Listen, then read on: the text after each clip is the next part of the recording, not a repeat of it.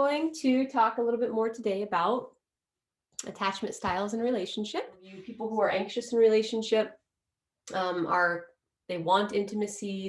They're really good at intimacy and being intimate and close, but they're often very afraid that it's going to go away.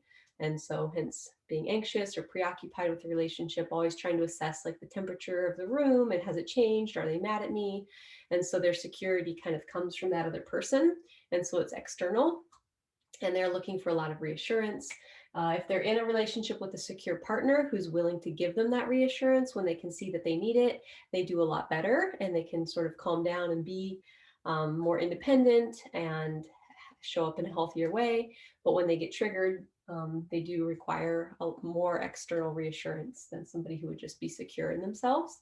And people who are avoidant want intimacy, but they're afraid of it, and they keep their partners at arm's length. They're more emotionally detached, and they sort of equate intimacy or that interdependence. They really struggle with that idea of interdependence because it smacks of dependence.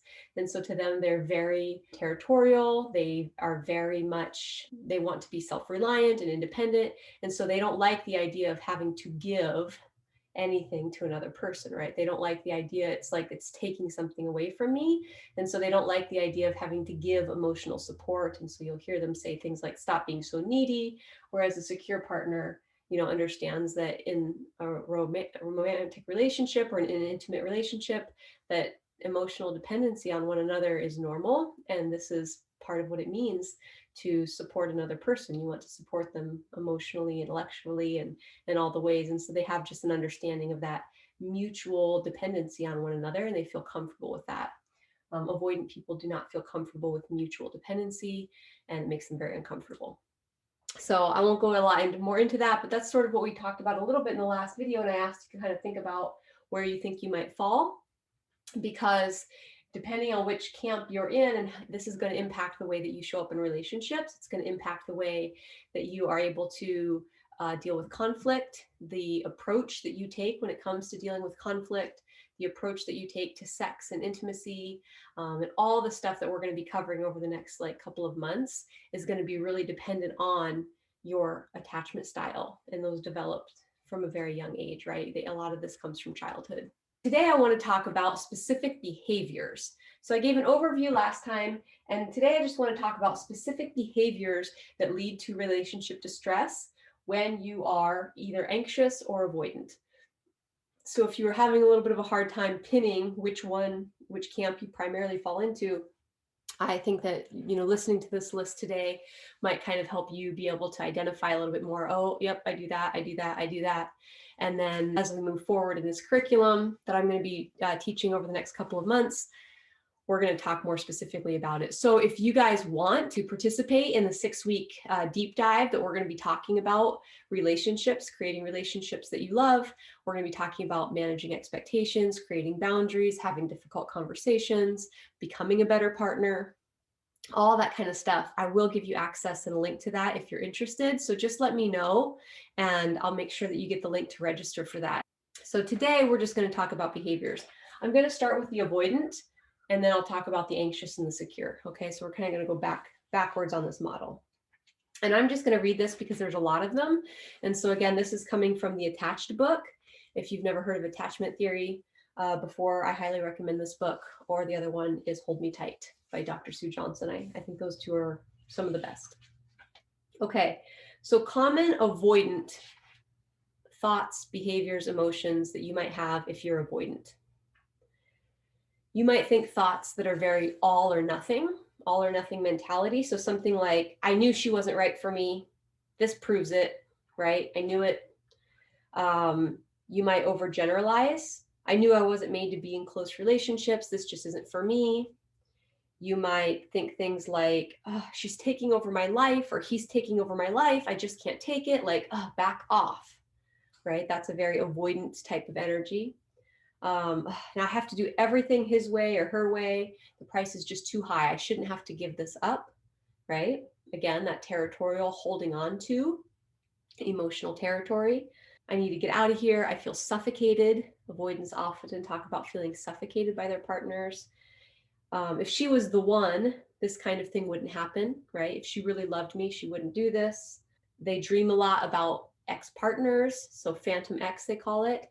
So when I was with so-and-so, this would have never happened. I didn't have to deal with this back then. Oftentimes avoidance will assume malicious intent. So they'll think thoughts like, oh, she's just really out to annoy me. She's just trying to piss me off. I can tell. It's so obvious. She's just doing this on purpose. She just wants to tie me down. This isn't true love. Fantasizing about having sex with other people is something that avoidance will do very commonly, kind of in keeping with also dreaming about ex-partners, but also future or just other lovers.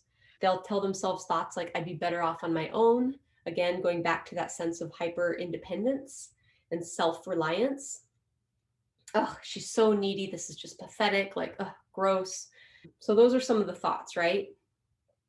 I knew they weren't right for me. This proves it. Looking for evidence. Your brain, if you're an avoidant, will look for evidence to support you ending the relationship or leaving, because your brain, in order to keep you safe, has developed this attachment style. And so your brain is, you just got to be aware of that. Your brain is going to constantly be looking for evidence and nitpicking and little pieces that are going to tell you, see, you should leave, you should run, you should get out. Emotions that are really commonly felt by avoidant partners are emotions like anger, feeling frustrated, being withdrawn. They will often feel very pressured and unappreciated. They will feel aloof, maybe even hostile, misunderstood, very tense, even filled hate, for sure, like contempt for their partner. So contemptuous or self-righteous, like, oh, I'm so much better than them. They're so needy and I'm not like that, and they shouldn't be like that either. So thinking that thought, like they should be different, they should not be like this. They'll feel scornful, restless, distrustful, and despairing in the relationship.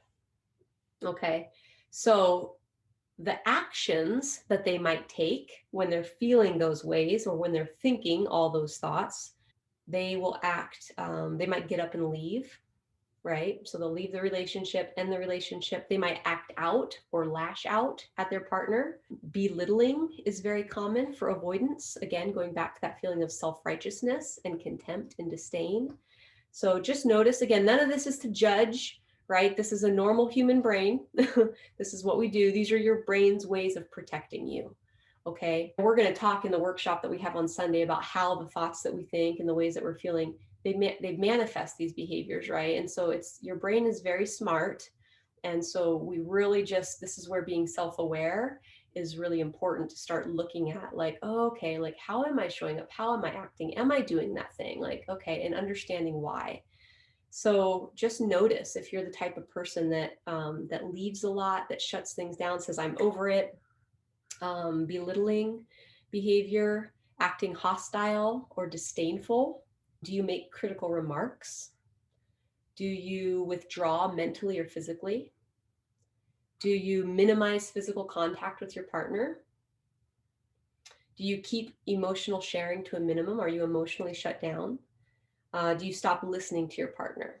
Do you ignore them, or when they are talking or when you're in a fight, are you unable or unwilling to see their point of view, to truly listen? Those are some of the actions that you might notice if you're avoidant, if you're in that camp, okay? Again, feeling suffocated. I knew she wasn't right for me. This proves it. I'm not made to be in relationships. She just wants me to do everything her way. I'm having to give something up. Notice those kinds of feelings, right? They're trying to tie me down. I'd be better off on my own. They're so needy. This is pathetic. That's the avoidant. I want to talk a little bit about the anxious now, the anxious attachment style, and how those people might show up. Actually, there's one more thing I'll say about being avoidant. Something they call deactivating strategies, which I won't go a lot into, but just notice to, again, mistaking self-reliance for independence, inflating your own importance and your own self-esteem while putting your partner down, goes back to the belittling, seeing only the negative in your partner and ignoring the positive. That's another big one. I really wanted to mention that one. That's a huge thing that avoidants do, is focusing on the negative and ignoring the positive. And again, that's just your brain trying to protect you. But your brain, we have 60,000 thoughts a day, 80% of them are negative. And so especially if you already have an avoidant attachment style, your brain is going to find the evidence that's going to encourage you to run or leave or get out. And so seeing the negative is a way that your brain will try to protect you. Assuming malicious intent, we already talked about. Disregarding your partner's emotional cues. So you might see that your partner is in emotional distress. And again, your brain is going to be like, oh, they're so needy, it's pathetic. And you might see the cue that they're asking for some support, some affection, some reassurance, but you're unwilling to give it because you make it mean something gross. And it brings up that disdain in you, like, oh, they're trying to take something from me that I don't want to give. Yearning for the ex, fantasizing about the one or future lovers, and again, repressing loving feelings and emotions. So that's another one, is you might even feel love for a partner at times, but you have difficulty saying it or expressing it. And so you repress those feelings rather than communicate them. So those are just the last couple things that I wanted to kind of throw in there. All right, now we'll move on. So let's talk about anxious, being anxious, the anxious or preoccupied attachment style. So these are some thoughts that you might think if you are anxious.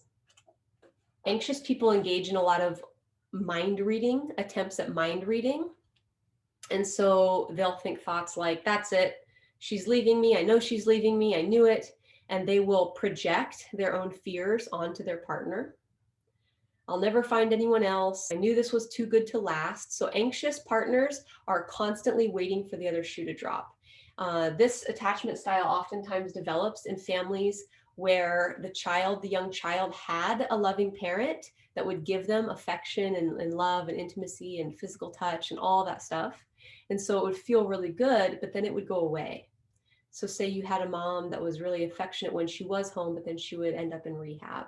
Or maybe she struggled with depression or she was, maybe bipolar, or there were times when she was feeling good or had a lot of energy that she could pour into you and give you attention and time and love. But then when she would go into her deep depression, she would emotionally disappear and disconnect for long periods of time, right?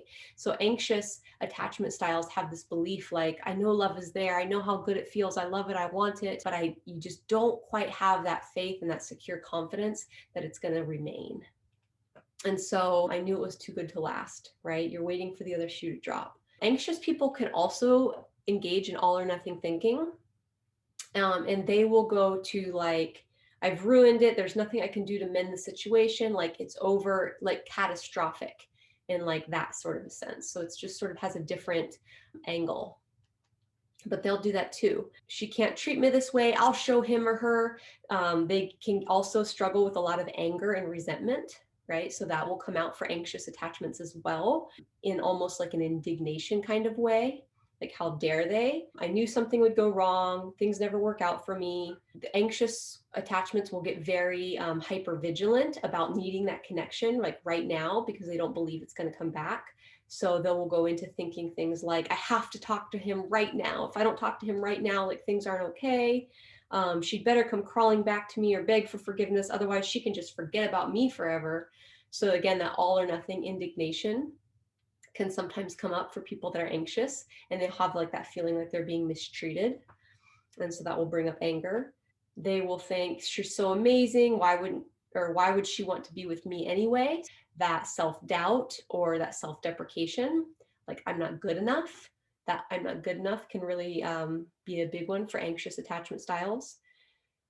They will remember all the good things that your partner ever did for you. Unlike the avoidants focus on all the negative behaviors and don't see the positive.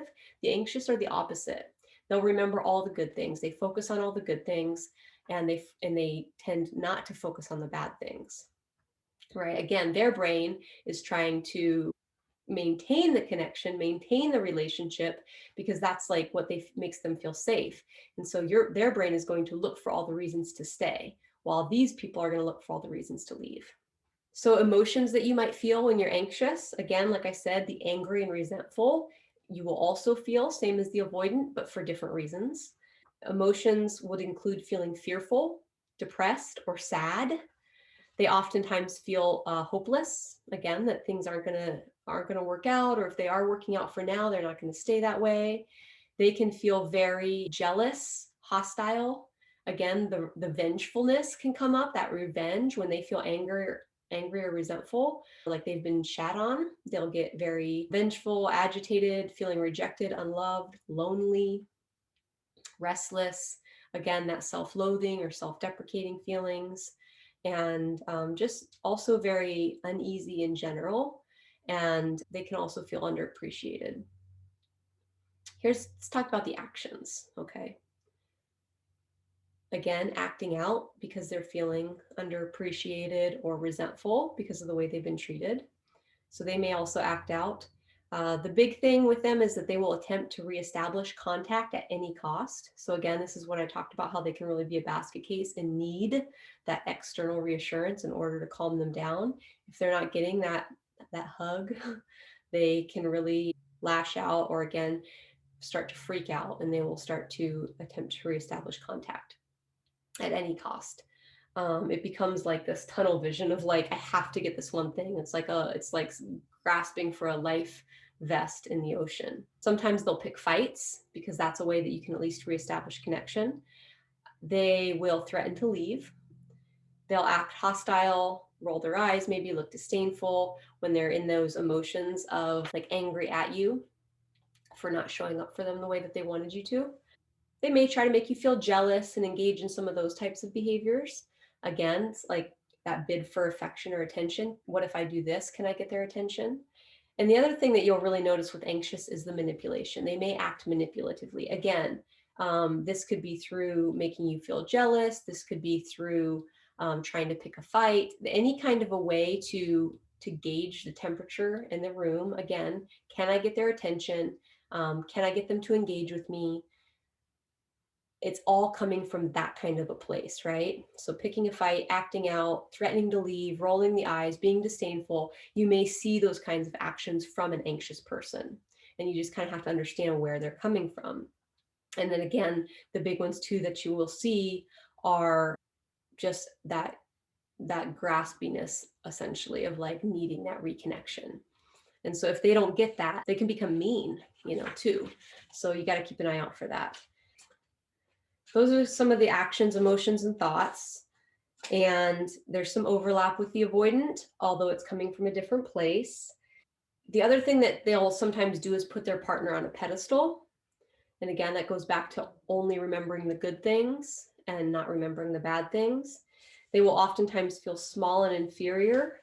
And that can be, again, like, why would my partner be with me? So there can be that element of like self-doubt or insecurity. They will mistake this dysfunctional relationship for love.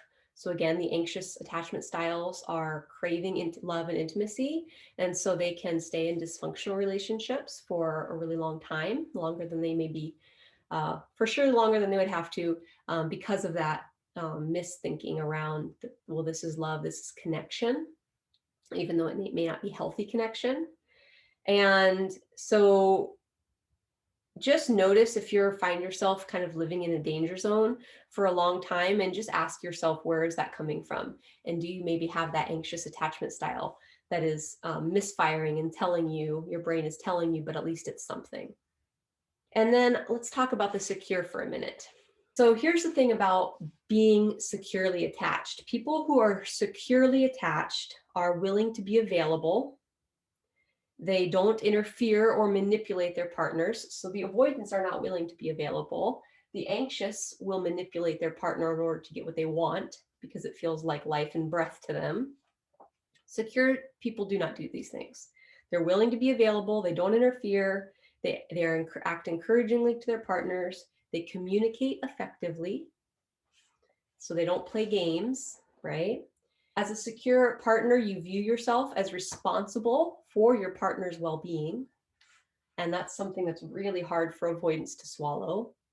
They want their partners to be responsible for their own well-being, which we all are to a degree. But when you're in a relationship with somebody, it reminds me of the story of the little prince. And there's the little prince, he met the wild fox in his little adventures, right? And the fox asked him, will you tame me?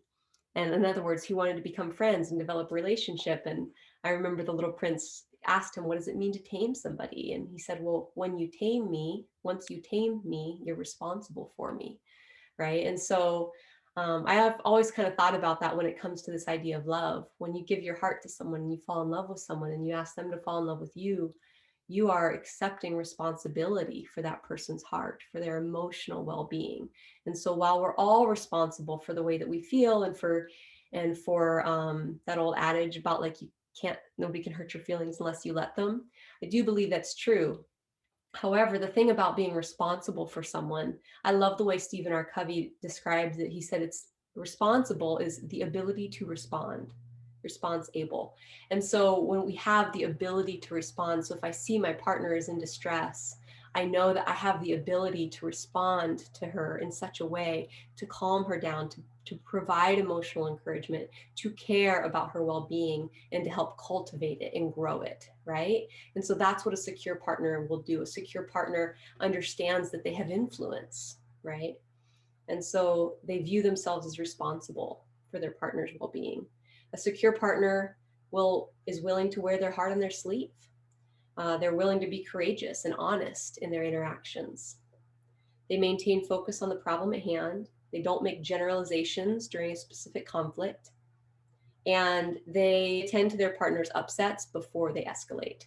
So again, it's about reading your partner's emotional cues, recognizing that I have the ability and the responsibility to care for this marriage, to care for this relationship. And so I'm going to attend to my partner.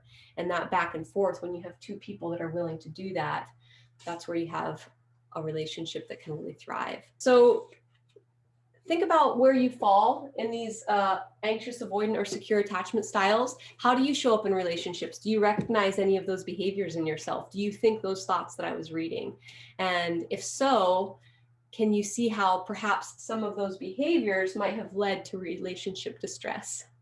And if you do see that, and if that is something that's showing up for you in your relationships, then I want to encourage you to reach out and find out how you can participate in these workshops that we have coming up, because we're going to start really digging into healing our attachment styles, healing our relationships, and learning how to effectively communicate, learning how to draw boundaries, set expectations, talk to each other, how to become a better partner, all that kind of stuff. We'll do that first, and I'll shoot you the link for signing up, and I look forward to talking to you guys soon. Bye-bye.